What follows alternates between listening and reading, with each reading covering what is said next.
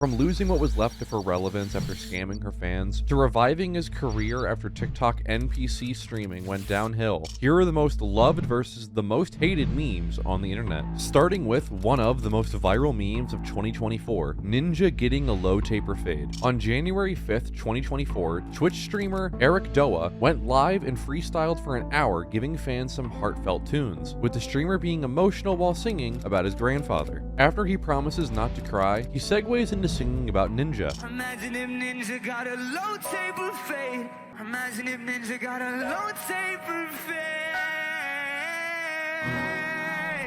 The stream was posted on his YouTube channel a day later, which now has over 150,000 views. But the clip really blew up after being posted on TikTok on January 11th, where it gained 1.4 million views in a single day. And from there, the audio spread like wildfire on TikTok, spawning multiple memes, including one where a user named Amzer claimed that the song was posted by Frank Ocean, which gained over 240,000 views in a day. The meme was massive, with people posting TikTok spreading the message on Fortnite. And a day later, Ninja reacted to the video on TikTok, which now has over 7 million views. But what people really wanted by that point was for Ninja to answer the call. The world had spoken, and everyone just wanted the streamer to get a low taper fade, which he did. Imagine if Ninja got a low taper fade. While the meme was massive, it wasn't too long after Ninja getting his low taper fade that people started calling him out for dragging it, and the conversation started with TikTok user Oblivion Cactus uploading a video where Ninja was talking about how big the meme was. Low taper fade. You know what's crazy is that low taper fade meme is, dude, it is still massive. And that video sparked hundreds of parodies making fun of Ninja for saying the meme was massive, which ironically became an even bigger meme than the initial low taper fade meme, and with each rendition of the meme becoming even more absurd than the last. And as Ninja continues to post videos like these, it doesn't look like the meme will be slowing down anytime soon. Even fans are tweeting stuff like, "I bet Ninja is so happy that low taper fade is unironically making a comeback as a meme." And as the memes continue to get crazier and crazier, Ninja keeps taking advantage of the wave that all began because Eric Doa missed his grandfather. But while the low taper meme continues to thrive, the Hawk Tuah girl's whole career is slowly crumbling down after she was exposed for scamming her fans.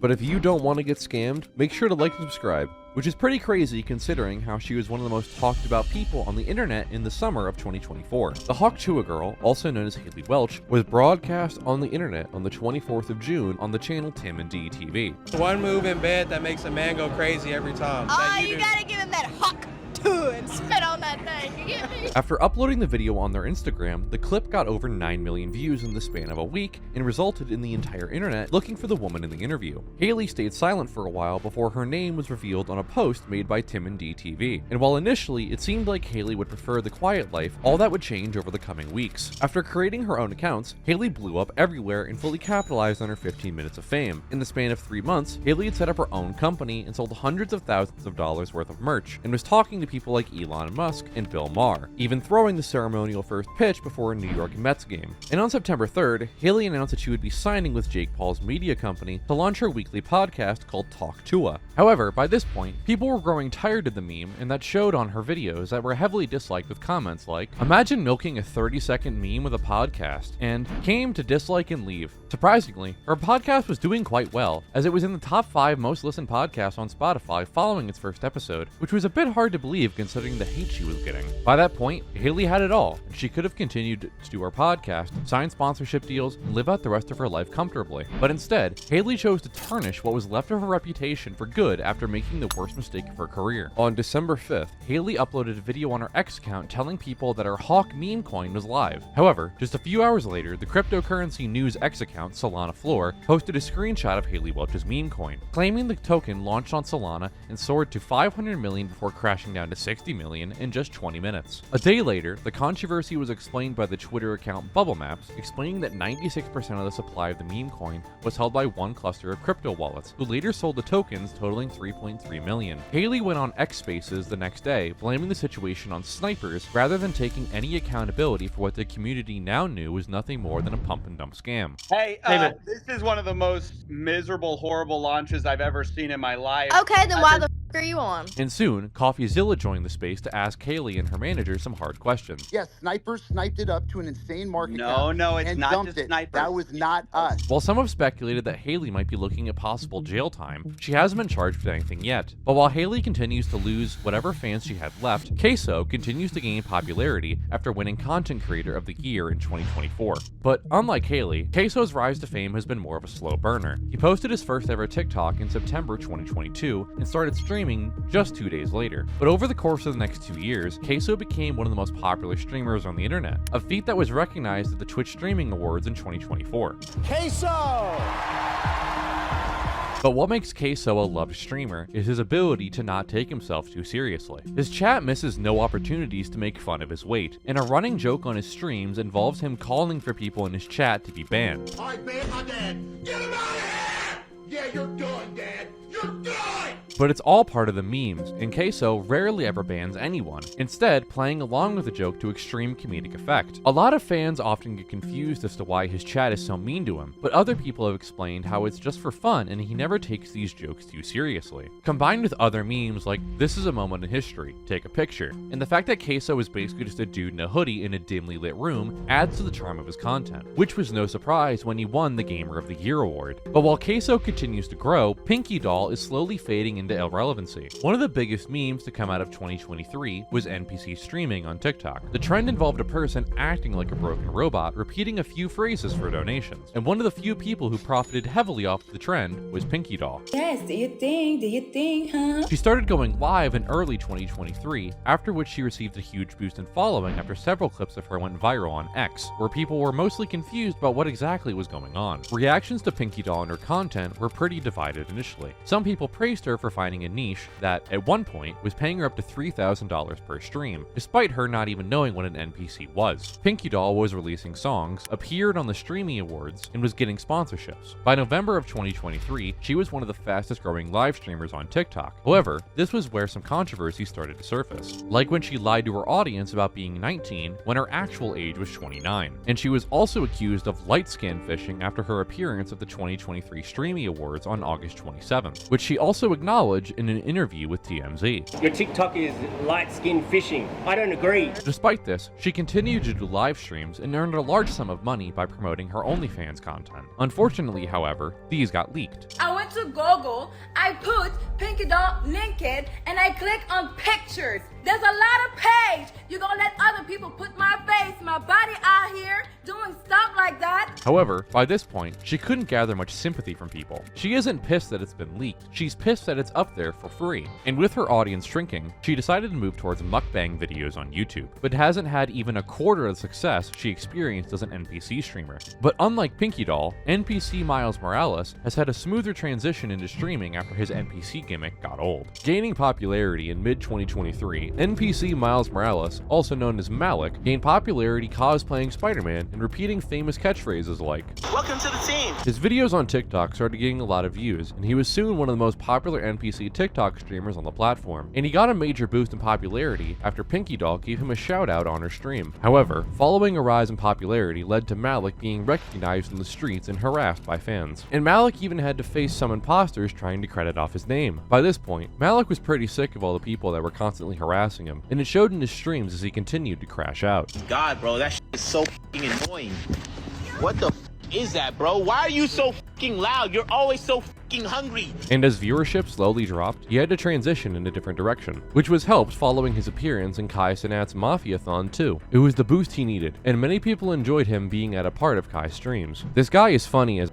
At first we hated him, but holy shit, this guy a fool. Now Malik has moved towards more traditional streaming, gaining over 98,000 followers since he joined the platform. But while Malik is continuing to grow in popularity, Bad Baby is becoming more irrelevant by the day. Despite having her worst moment broadcast for the world to see on the Dr. Phil show, Bad Baby, also known as Danielle Bergali, found a way to turn her 15 minutes of fame into becoming a multimillionaire. On September 14th, 2016, Dr. Phil aired the 8th episode of the 15th season of his show, which featured a 13-year-old Danielle. I steal cars. I steal her credit card. I ain't gonna lie. There's no reason to lie. Everybody know already. Like, her mother had grown tired of her behavior, which led them to appear on the show, so Dr. Phil could hopefully talk some sense into her. The episode was entertaining in itself, but Danielle came up with one catchphrase which would turn her into an online sensation. catch me outside. How about that? Huh? Catch me me outside. How about that? However, Danielle wouldn't know at the time that she'd become a laughingstock on the internet. With Dr. Phil's help, her mother was able to send Danielle to the Turnaround Ranch, a residence for troubled youths in Utah. A few months later, she returned on Dr. Phil's show to talk about her experience there. Are you glad you went? Yeah. Do you think it'll help you long term? Yeah. And after she returned, things were never the same for her. Her catchphrase was sampled by DJ Suede to produce the song Catch Me Outside Trap Remix, which now has over 60 million views on YouTube. But Danielle was only getting started. She was signed by music manager Adam Kluger in January of 2017, who helped him produce a number of hit songs as well as guest appearances on other artists' music videos, all of which did incredibly well thanks to Danielle. And despite her getting into fights with strangers on airplanes and in the streets, Danielle was gaining a large audience on her YouTube channel through her reaction videos, which showcased a slightly different, less erratic side of her personality. They're running for my little ass. But by this point, Danielle had her sights set much higher, as she was soon signed by Atlantic Records and started putting songs out, with one of her songs, High B****, landing as high as number 67 on the charts. However, Danielle was still out of control for the most part. She was getting into fights with other female artists like Iggy Azalea, and later in 2019 got into a physical altercation with the artist Whoa Vicky in an Atlanta music studio. While this could have been considered one of the lowest points in her career, Danielle would take a break from the limelight only to return in 2020 when she posted a video talking about her experiences at the Turnabout Ranch. Two people, a male and a female, that come in the middle of the night. They don't tell them where they're going. They just take them, they handcuff them, they put them in the car. It's basically like kidnapping. This video got her a lot of sympathy from viewers, who were beginning to realize that Danielle always needed help ever since she was 13, but was shot into the spotlight and taken advantage of by every adult around her. I love this side of her, calm, talking facts, and being so brave but so vulnerable at the same time. And considering Dr. Phil didn't have a good answer for his involvement with the ranch, people were slowly beginning to side with Danielle, with fans expressing disgust saying, "Wow, this is up." Dr. Phil advocates for that ranch, so he does hold responsibility as someone who suggests and encourages people to go there. She has every right to be angry. This topic is so serious and this program needs to be shut down and Phil needs to be sued. However, by this point, Danielle had no route left to maintain her fame. She'd burned bridges with a lot of people in the music industry, so just a few days after her 18th birthday, she set up an OnlyFans account, which in the space of a month got her $57 million in net income. But while Bad Baby was able to get something out of her 15 minutes of fame, Stable Ronaldo is fed up with being known as the payphone guy. Stable Ronaldo, also known as Ronnie Nets, initially found fame streaming Fortnite while also competing in official tournaments. But as he realized he wasn't quite good enough to crack it at the highest level, he found that streaming Fortnite content would have been a better route to fame. And it did work, as his viewership skyrocketed during 2020, largely in part due to a clip of him singing the popular Maroon 5 song Payphone.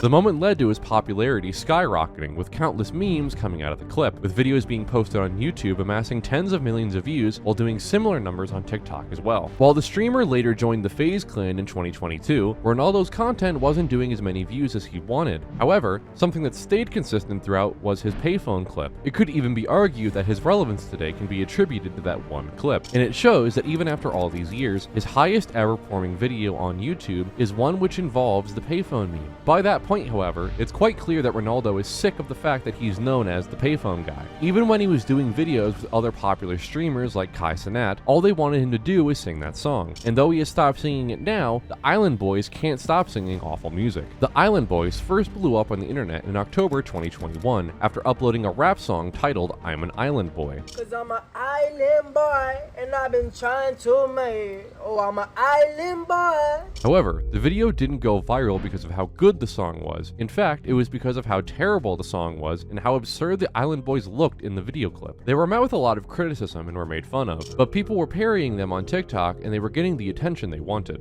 When I was 18 years old, I just started not too long ago. When I was 18 years old, living in the middle of Palm Beach in the ghetto, and people doubted me. It was worse back then. It wasn't even people telling me, what if it doesn't work out? But with time, the Island Boys were slowly fading away, with people growing tired of the same gimmick they were running. While they didn't seem to care about being made fun of by the entire internet, a lack of views and attention was where they drew the line. So after trying everything they could to get back the clout they first got, they decided to upload videos of them making out with each other and promoting their OnlyFans. This was quite the sick turn of events, which just showed how far some people are willing to go to maintain their relevance. I mean, if you're willing to kiss your brother for attention, you'll do anything at this point. Since their content was being talked about more and more, the Island Boys doubled down and started posting even more images and videos with suggestive undertones. And as long as they were getting attention, the Island Boys weren't going to stop milking it anytime soon.